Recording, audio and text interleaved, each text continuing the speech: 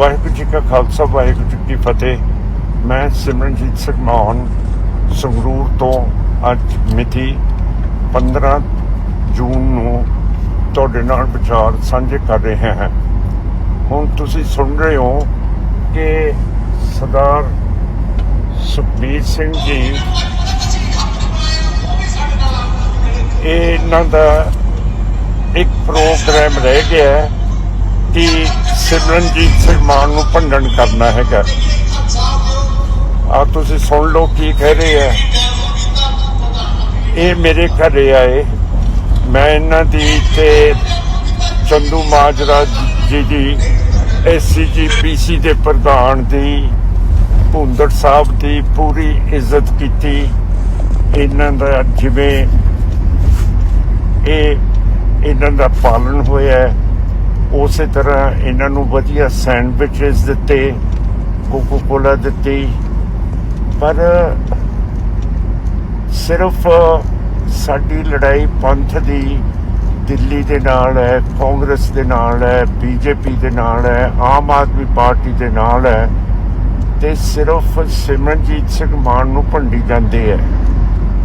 ਹੁਣ ਇਹ ਟਾਈਮ ਹੈ ਸਰਦਾਰ ਸੁਖਬੀਰ ਸਿੰਘ ਦਾ ਕਿ ਮੇਰੇ ਮਗਰ ਚੜ੍ਹ ਕੇ ਮੈਨੂੰ ਹਰਾ ਕੇ ਤੇ ਫਿਰ ਤੁਸੀਂ ਆਮ ਪਾਰਟੀ ਜਾਂ ਕਾਂਗਰਸ ਜਾਂ BJP ਨੂੰ ਜਿਤਾਉਣਾ ਚਾਹੁੰਦੇ ਹੋ। ਦੂਸਰੀ ਗੱਲ ਹੈ ਕਿ ਤੁਹਾਡੇ ਬਾਪੂ ਜੀ ਸਾਹਿਬ ਪ੍ਰਕਾਸ਼ ਸਿੰਘ ਬਾਦਲ ਸਖਤ ਬਿਮਾਰ ਹੈ, PGI ਤੋਂ ਤਬਦੀਲ ਹੋ ਕੇ ਇੱਕ ਨਵੇਂ ਹਸਪੀਟਲ 'ਚ ਦਾਖਲ ਹੋਏ ਹੈ। ਪੁੱਤ ਦਾ ਮਤਲਬ ਹੁੰਦਾ ਕਿ ਮੈਂ ਜਦੋਂ ਮੇਰਾ ਬਜ਼ੁਰਗ ਬਹੁਤ ਬਿਰਧ ਹੋ ਜੇ ਉਹਦੇ ਸਰਾਣੇ ਬੈਠਾਂ, ਉਹਦੇ ਪੈਰ ਘੁੱਟਾਂ, ਉਹਦੀ ਗੱਲ ਸੁਣਾ। ਤੁਸੀਂ ਸਿਰਫ ਤੇ ਸਿਰਫ ਸਿਮਰਨਜੀਤ ਸਿੰਘ ਮਾਨ ਦੇ ਮਗਰ ਪੈ ਗਏ ਹੋ। ਹੁਣ ਕੋਈ ਵੀ ਬੰਦੀ ਸਿੰਘ ਨੇ ਤੁਹਾਡੇ ਕੈਂਡੀਡੇਟ ਦੀ ਸਪੋਰਟ ਨਹੀਂ ਕਰ ਰਿਹਾ। ਬੰਦੀ ਸਿੰਘਾਂ ਦੀ ਤੁਸੀਂ ਗੱਲ ਕਰ ਰਹੇ ਹੋ। ਬੰਦੀ ਸਿੰਘ ਤਾਂ ਤੁਸੀਂ ਬਣਾਏ ਹੈ ਬਲੂ ਸਟਾਰ ਦੇ, ਤੁਹਾਡੇ ਪਾਪਾ ਜੀ ਨੇ ਪੂਰੀ ਸਪੋਰਟ ਇੰਦਰਾ ਗਾਂਧੀ ਦੀ ਕਰਕੇ ਬਲੂ ਸਟਾਰ ਕਰਾਇਆ ਹੈ। ਉਦੋਂ ਬਾਅਦ ਤੁਹਾਡੀਆਂ ਸਰਕਾਰਾਂ ਰਹੀਆਂ। ਤੁਸੀਂ ਮੈਨੂੰ ਆਪ ਜੇਲ੍ਹ ਦੇ ਵਿੱਚ ਇੰਨੀ ਵਾਰੀ ਦਿੱਤਾ ਸੁਖਬੀਰ ਸਿੰਘ ਜੀ। ਰਾਤ ਦੇ 2 ਵਜੇ ਮੇਰੇ ਘਰ ਅੰਮ੍ਰਿਤਸਰ ਮੈਨੂੰ ਬਿਸਤਰੇ ਤੋਂ ਉਠਾ ਕੇ ਤਕੜੇ ਸਿਪਾਹੀ ਜਿਨ੍ਹਾਂ ਦੇ ਮੂੰਹ ਦੇ ਵਿੱਚੋਂ ਸ਼ਰਾਬ ਦੀ ਬੋ ਆਈ ਸੀ ਮੈਨੂੰ ਚੱਕ ਕੇ ਲੈ ਗਏ। ਤੁਸੀਂ ਦੱਸੋ ਕਿ ਮੈਂ ਤੁਹਾਡਾ ਕਦੇ ਕੀਤਾ ਕੀ ਹੈ, ਕੀ ਨੁਕਸਾਨ ਕੀਤਾ ਕਿ ਤੁਸੀਂ ਸਿਰਫ ਉਸ ਬੰਦੇ ਦੇ ਵੈਰ ਪਏ ਹੋਏ ਹੋ ਜਿਸ ਨੇ ਸਾਰੀ ਜ਼ਿੰਦਗੀ ਪੰਥ ਦੀ ਸੇਵਾ ਤੇ ਸੰਤ ਜਰਨੈਲ ਸਿੰਘ ਭਿੰਡਰਾਂਵਾਲੇ ਦੀ ਸੋਚ ਨੂੰ ਅੱਗੇ ਲੈ ਕੇ ਮੈਂ ਜਾ ਰਿਹਾ ਹਾਂ। ਤੇ ਮੇਰੇ ਕੋਲੇ ਕੋਈ ਗਨਮੈਨ ਨਹੀਂ ਹੈ, ਤੁਹਾਡੇ ਕੋਲੇ SP ਰੈਂਕ ਦਾ ਅਫਸਰ ਹੈ, ਤੁਹਾਡੇ ਕੋਲੇ ਸੈਂਟਰ ਦੀ ਸਿਕਿਉਰਿਟੀ ਹੈ। ਤਾਂ ਮੇਰਾ ਕਹਿਣ ਦਾ ਮਤਲਬ ਇਹ ਸਾਰਾ ਕੁਛ ਹੀ ਹੈ ਨਾ, ਕਿਉਂ ਕਰਕੇ ਤੁਸੀਂ ਪੰਥਕ ਹੈ ਨਹੀਂ ਗੇ ਤੇ ਤੁਸੀਂ ਪੰਥ ਦੇ ਖਿਲਾਫ ਕੰਮ ਕੀਤੇ ਹੈਗੇ ਹੈ। ਕਿਸਾਨਾਂ ਦੇ ਵੀ ਜਿਹੜੇ ਕਾਨੂੰਨ ਸੀਗੇ ਉਹ ਵੀ ਮੋਦੀ ਦੇ ਨਾਲ ਤੁਸੀਂ ਸਹਿਮਤ ਹੋ ਕੇ ਪਾਰਲੀਮੈਂਟ ਦੇ ਵਿੱਚ ਉਹਦੇ ਹੱਕ ਦੇ ਵਿੱਚ ਵੋਟਾਂ ਪਾਈਆਂ। ਤੁਸੀਂ ਸਾਰਾ ਕੁਛ ਕੀਤਾ ਹੈਗਾ ਤੇ ਮੈਨੂੰ ਭੰਡਣ ਦਾ ਪ੍ਰੋਗਰਾਮ ਇੱਕ ਤੁਹਾਡਾ ਬਣ ਚੁੱਕਿਆ। ਹੁਣ ਪਾਪਾ ਜੀ ਦੀ ਸੇਵਾ ਕਰੋ ਜਿਨ੍ਹਾਂ ਨੇ ਤੁਹਾਨੂੰ ਸਾਰਾ ਕੁਝ, ਤੁਸੀਂ ਲਾਇਕ ਹੈ ਨਹੀਂ ਸੀਗੇ ਇਸ ਅਹੁਦੇ ਦੇ, ਛੱਤ ਪਾੜ ਕੇ ਸਾਰਾ ਕੁਝ ਤੁਹਾਨੂੰ ਸੰਭਾਲਤਾ।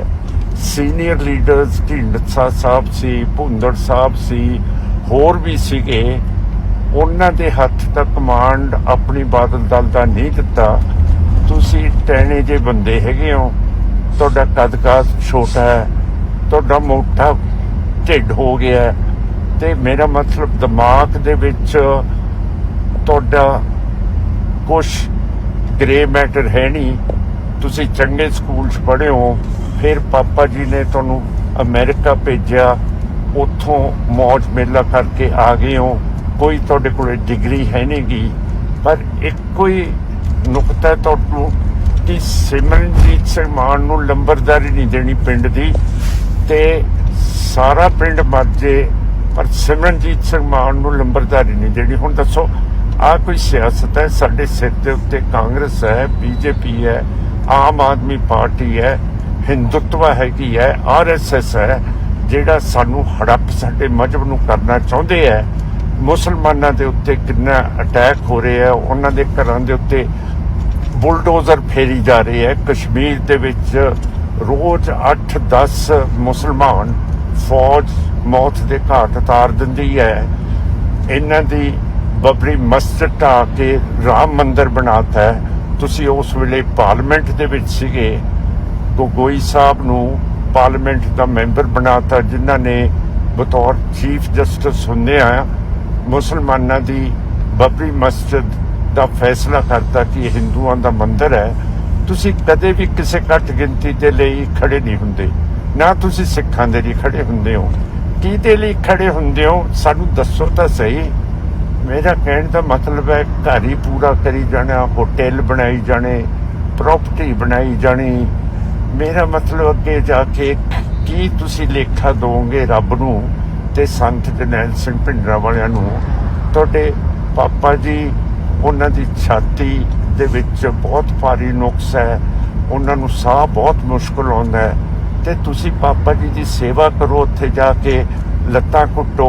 ਕਿਉਂ ਕਰਕੇ ਜਿਹੜਾ ਬਾਪ ਹੁੰਦਾ ਬਾਦਲ ਸਾਹਿਬ ਵਰਗਾ, ਜਦੋਂ ਉਹ ਆਪਣਾ ਇਕਲੌਤਾ ਪੁੱਤ ਦੇਖਦਾ ਤਾਂ ਮੈਂ ਹੁਣ ਕਹਿਣਾ ਤਾਂ ਨਹੀਂ ਚਾਹੁੰਦਾ, ਇਹੋ ਜਿਹੀਆਂ ਸ਼ਖਸੀਅਤਾਂ ਦੇ ਛਾਤੀ ਦੇ ਵਿੱਚ ਵੀ ਦੁੱਧ ਭਰ ਆਉਂਦਾ ਹੈ ਜਦੋਂ ਆਪਣੇ ਇਕਲੌਤੇ ਬੇਟੇ ਨੂੰ ਦੇਖਦੇ ਆ। ਜਾਓ ਜਾ ਕੇ ਹਸਪੀਟਲ ਉਹਨਾਂ ਦੀ ਸੇਵਾ ਕਰੋ, ਲੱਤਾਂ ਕੁੱਟੋ। ਕਿਉਂ ਮੇਰੇ ਮਗਰ ਪਏ ਹੋਏ ਹੋ?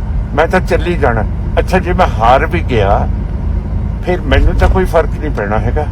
ਉਹ ਤਾਂ ਸਿੱਖ ਕੌਮ ਦੀ ਜਿਹੜੀ ਸੋਚ ਹੈ ਉਹਨੂੰ ਫਰਕ ਪਊਗਾ, ਮੈਨੂੰ ਕੀ ਫਰਕ ਹੈ?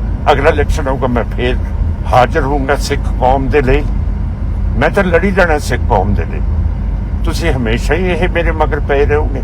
ਨਹੀਂ, ਹੁਣ ਤੁਸੀਂ ਬਾਪੂ ਜੀ ਦੀ ਸੇਵਾ ਕਰੋ, ਉਹਨਾਂ ਦੇ ਚਰਨਾਂ ਦੇ ਵਿੱਚ ਬੈਠੋ ਜਾ ਕੇ, ਉਹਨਾਂ ਦੀ ਛਾਤੀ ਦੇ ਵਿੱਚ ਤੁਹਾਨੂੰ ਦੇਖ ਕੇ ਦੇਖੋ ਮੁਸਕਰਾਉਣਗੇ, ਉਹਨਾਂ ਦੀ ਛਾਤੀ ਦੇ ਵਿੱਚ ਦੁੱਧ ਆ ਜਾਊਗਾ ਤੇ ਕਿੰਨੀ ਖੁਸ਼ੀ ਹੋਊਗੀ। ਹੁਣ ਮੇਰੀ ਮਗਰ ਨਾ ਪਾਓ, ਬਾਪੂ ਜੀ ਦੀ ਸੇਵਾ ਕਰੋ। ਵਾਹਿਗੁਰੂ ਜੀ ਕਾ ਖਾਲਸਾ, ਵਾਹਿਗੁਰੂ ਜੀ ਕੀ ਫਤਿਹ।